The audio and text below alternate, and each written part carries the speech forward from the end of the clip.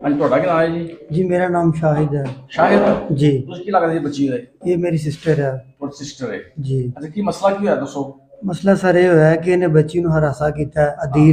अदील नामी लड़का मेमा ਦਾ ਮੁੰਡਾ ਹੈ। ਅੱਛਾ, ਇਹ ਕਿੱਥੋਂ ਦਾ ਹੈ? ਇਹ ਬੁਗਰੀ ਦਾ ਹੈ। ਬੁਗਰੀ ਦਾ। ਅੱਛਾ ਜੀ। ਚਲੋ ਠੀਕ, ਕੋਈ ਗੱਲ ਨਹੀਂ। ਬੁਗਰੀ ਦਾ ਹੈ। ਹਾਂ ਅਸੀਂ ਜਦੋਂ ਸਾਨੂੰ ਇਹ ਸਾਰੇ ਮਾਮਲਾਤ ਦਾ ਪਤਾ ਚੱਲਿਆ, ਹਾਂ। ਜਦੋਂ ਪਤਾ ਚੱਲਿਆ ਅਸੀਂ ਇਹਦੇ ਖਿਲਾਫ ਐਪਲੀਕੇਸ਼ਨ ਦਿੱਤੀ। ਅੱਛਾ ਕੋਈ ਕਿਸੇ ਕਿਸਮ ਦਾ ਨਾ ਕੋਈ ਰਿਜ਼ਲਟ ਨਹੀਂ ਮਿਲਿਆ। ਉਸ ਤੋਂ ਬਾਅਦ ਇੱਕ ਪੰਚਾਇਤ ਛੋਟੀ ਜਿਹੀ ਬੈਠੀ, ਉਹ ਪੰਚਾਇਤ ਦੇ ਵਿੱਚ ਤਫਤੀਸ਼ੀ ਨੇ ਆਦਲ ਰਸ਼ੀਦ ASI ਨੇ ਸਾਨੂੰ ਇਹ ਗੱਲ ਕਹੀ ਕਿ ਤੁਸੀਂ ਇੱਕ ਐਪਲੀਕੇਸ਼ਨ ਹੋਰ ਦਿਓ, ਜਿਨ੍ਹਾਂ ਨੇ ਇਹਨਾਂ ਨੂੰ ਪਿਕਚਰਾਂ ਵਗੈਰਾ ਤਸਵੀਰਾਂ ਦਿੱਤੀਆਂ ਨੇ ਨਾ, ਉਹਨਾਂ ਦੇ ਵਿੱਚ ਨਾਮ ਦਿਓ। ਅਸੀਂ ਉਹਨਾਂ ਦੇ ਵਿੱਚ ਨਾਮ ਦੇ ਕੇ ਇੱਕ ਐਪਲੀਕੇਸ਼ਨ ਹੋਰ ਦਿੱਤੀ। ਉਦੋਂ ਬਾਅਦ ਸਰ ਤਕਰੀਬਨ ਬਿਲਾ ਨਾਗਾ ਡੇਲੀ ਅੱਜ ਵੀ ਤੁਸੀਂ 3 ਵਜੇ ਆ ਜਾਓ, ਉਹ ਆਂਦੀ ਵੀ ਮੁਜਰਮ ਪਾਰਟੀ, ਅੱਜ ਵੀ ਆ ਜਾਓ 3 ਵਜੇ 4 ਵਜੇ ਆ ਜਾਓ, ਮੁਜਰਮ ਪਾਰਟੀ ਆਂਦੀ ਪਈ ਹੈ। ਲੇਕਿਨ ਬਿਲਾ ਨਾਗਾ ਮੈਂ ਮੇਰਾ ਚਾਚੂ ਅਸੀਂ 2-4 ਦੋਸਤ ਰਲ ਕੇ ਜਾਂਦੇ ਰਹੇ ਹਾਂ, ਲੇਕਿਨ ਮੁਜਰਮ ਪਾਰਟੀ ਨਹੀਂ ਆਈ। ਇੱਕ ਦਫਾ ਵੀ ਥਾਣੇ ਨਹੀਂ ਵੜੀ।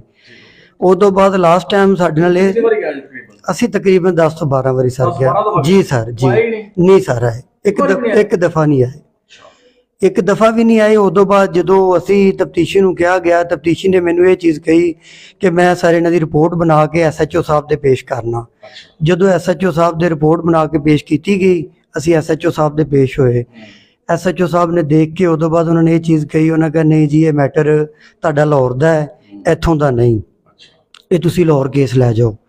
ਲਿਹਾਜ਼ਾ ਸਾਡੀ ਰਿਕੁਐਸਟ ਹੈ DPO ਸਾਹਿਬ ਅੱਗੇ ਵੀ, DSP ਸਾਹਿਬ ਅੱਗੇ ਵੀ ਕਿ ਸਰ ਤੁਹਾਡੀ ਮਿਹਰਬਾਨੀ ਹੈ, ਸਾਡੇ ਨਾਲ ਜਾਸਤੀ ਹੋਈ ਹੈ ਤੇ ਸਾਨੂੰ ਇਨਸਾਫ ਦਿੱਤਾ ਜਾਵੇ, ਬਜਾਏ ਕਿ ਅਸੀਂ ਕੋਈ ਹੋਰ ਗਲਤ ਕਦਮ ਹੋਰ ਚੁੱਕੀਏ। ਉਹਦੇ ਨਾਲੋਂ ਬਿਹਤਰ ਹੈ ਕਿ ਸਾਡੇ ਨਾਲ ਇਨਸਾਫ ਕੀਤਾ ਜਾਵੇ। ਉਹਨੇ ਜਾਸਤੀ ਕੀਤੀ ਹੈ ਤੇ ਜਿਨ੍ਹਾਂ ਦੇ ਕਹਿਣ ਤੇ ਕੀਤੀ ਨਾ ਸਰ, ਤੁਹਾਡੇ ਅੱਗੇ ਰਿਕੁਐਸਟ ਹੈ ਕਿ ਉਹਨਾਂ ਨੂੰ ਵੀ ਇਸ ਦਾਇਰੇ ਵਿੱਚ ਲਿਆਂਦਾ ਜਾਵੇ, ਉਹਨਾਂ ਨੂੰ भी खिंचा जावे।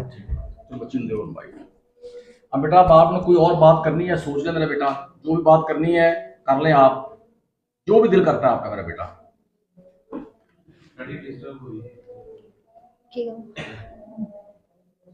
जो भी करने हाँ, मेरी कोई बात नहीं, इसी जो आप जो बात करनी है वो करें, नहीं करी ना करें, कोई मसला नहीं है। इसकी वजह से हमें बड़ी परेशानी हुई है, डिप्रेशन में भी हम गए हैं, घर वाले भी बहुत परेशान हुए हैं, तो बहुत ज़्यादा हमारा नुकसान भी हुआ है, ज़हनी नुकसान हुआ है। ठीक है, और हम यही कहेंगे कि हमें इंसाफ चाहिए और हर सूरत में दिया जाए।